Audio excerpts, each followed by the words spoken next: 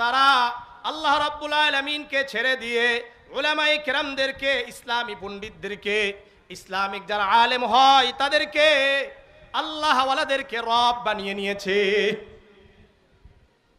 কোন পীরকে যদি সাজদা করে বুঝতে হবে এটা তাগুত।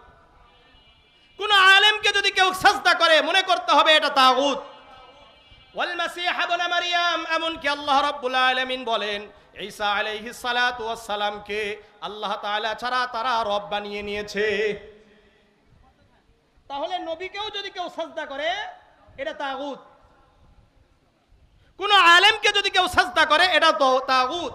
এমনকি কোন দরবার, কোন আলেম, কোন ইসলামী দল যদি মনে করে একমাত্র এই দলের মাধ্যমেই জান্নাতে যাওয়া যাবে, মনে রাখতে হবে ওই সমস্ত ইসলামিক দল হলো তাগুতের অন্তর্ভুক্ত।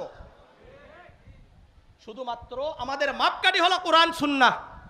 মনে রাখবেন, যেখানে আছে কোরআন সুন্নাহ, যেখানে আছে সাহাবাদের জীবন, সেটাই হলো হেদায়েতের মাপকাঠি, সেটাই হলো জান্নাতে যাওয়ার মাপকাঠি।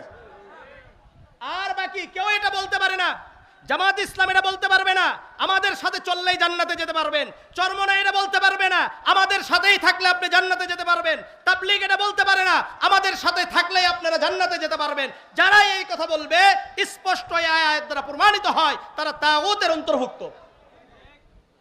কেউ জান্নাতের সার্টিফিকেট দিতে পারে না, জান্নাতের সার্টিফিকেট দিবে কোরআন এবং সুন্নাহ। কি দিবে বলেন?